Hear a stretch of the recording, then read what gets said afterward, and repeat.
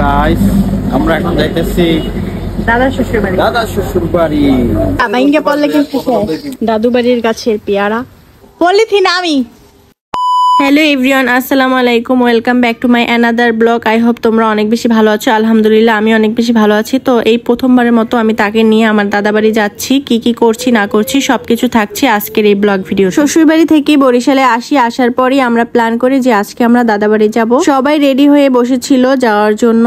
আমরা যেহেতু মাইক্রো করে যাব, বরিশাল থেকে তেমন দূরে না আমার দাদা বাড়ি, খুব কাছেই নদীর ওপারে। যখন আমরা গ্রামের বাড়িতে যাই তখন আমরা অনেকেই মিলে যাই। আমাদের গ্রামের বাড়িতে তেমন কেউই থাকে না, সবাই শহরে থাকে। দাদা বাড়িতে মূলত অনুষ্ঠান ছাড়া কখনোই যাওয়া হয় না। এত পরিমাণ বৃষ্টি হয়েছিল যার কারণে গাড়ি ভিতরে আসতে পারে নাই, এর জন্য আমরা গাড়ি থেকে নেমে ভ্যান গাড়ি করে চলে গিয়েছিলাম। যখন বৃষ্টি থাকে না তখন আমরা গাড়ি নিয়ে চলে আসতে পারি এখানে। আমার ভিডিওর মাঝেই তোমরা দেখছো যে অনেক অনেক বৃষ্টি হচ্ছে। এটা হচ্ছে আমাদের বাড়ির কবরস্থান। আমাদের বাড়ির কবরস্থানটা অনেক অনেক বিশাল বড়। এই কবরস্থানটা দেখলে আমার অনেক অনেক বেশি কান্না চলে আসে। দাদা বাড়ি মূলত আব্বু যখন থাকতো তখনই বেশি যাওয়া হতো, এছাড়া বেশি তেমন যাওয়া হয় না। শালা আর দুলাভাই ছাতির নিচে, আর এদিকে আমি বৃষ্টিতে সম্পূর্ণ ভিজে গিয়েছি। নতুন জামাই হিসেবে যেহেতু আমার দাদা বাড়ি যাচ্ছে তাই একটু রেসপেক্ট করা তো অনেক অনেক জরুরি। আমরা ভিজে গেলে কোনো সমস্যা নাই, কিন্তু নতুন জামাইকে তো ভিজতে দেওয়া যাবে না। এই তো প্রায় চলে আসছি আমার বাড়ির কাছাকাছি। বাড়ির সামনে আমাদের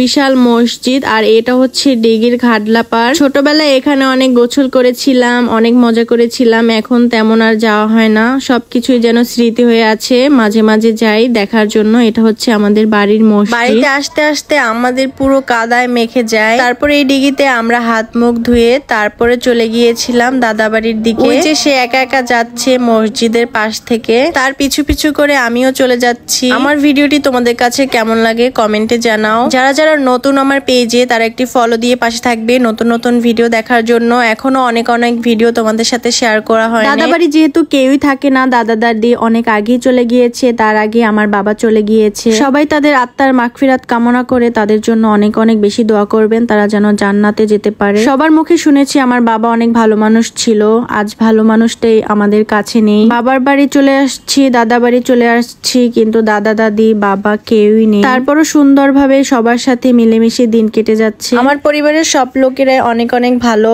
সবাই তাদের জন্য দোয়া করবেন। আর এটা হচ্ছে আমাদের বাড়ির ভিতরে নতুন করে আবার কমপ্লিট করেছে, যার কারণে ফার্নিচার সব বাইরে রেখেছে। ইনশাল্লাহ ফার্নিচার আসলে আবার নতুন একটি ব্লগ আপনাদের সাথে শেয়ার করব।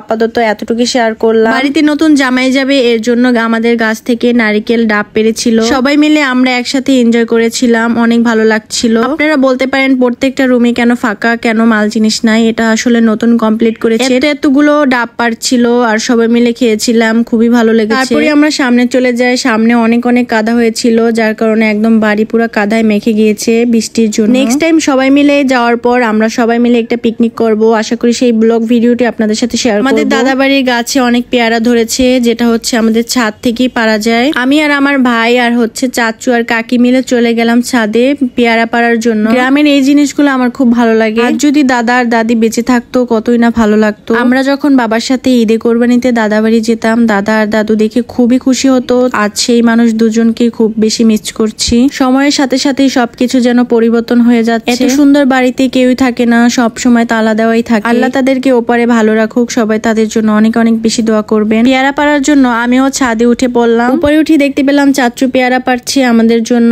তাই আমিও তার সাথে একটু পেয়ারা পারলাম। বৃষ্টির ভিতরে ভিজে ভিজে এইভাবে পেয়ারা পাড়ার মজাটাই অন্যরকম। পেয়ারা পাড়ছিলাম আর ছাদে বসেই খাচ্ছি। প্লিজ আপনারা কেউ লোভ দিয়েন না, আপনাদের জন্য পেয়ারা পাঠিয়ে দেওয়া হবে। এত ধৈর্য ধরে আমার ভিডিওটি এই পর্যন্ত দেখার জন্য আপনাদের অসংখ্য ধন্যবাদ। আমি জানি আপনারা অনেক ভালোবাসেন আমাকে, আর এত দূর ভালোবাসা দিয়ে এই পর্যন্ত আনার জন্য আপনাদেরকে অসংখ্য ধন্যবাদ জানাচ্ছি। দাদু বাড়ির গাছের পেয়ারা। ভিডিওটি যেহেতু অনেক বড় হয়ে যাচ্ছে তাই নেক্সট ভিডিওতে তোমাদের সাথে বাকি ভিডিওটি শেয়ার করব। সবাই ভালো থাকবে, সুস্থ থাকবে। আসসালামু আলাইকুম।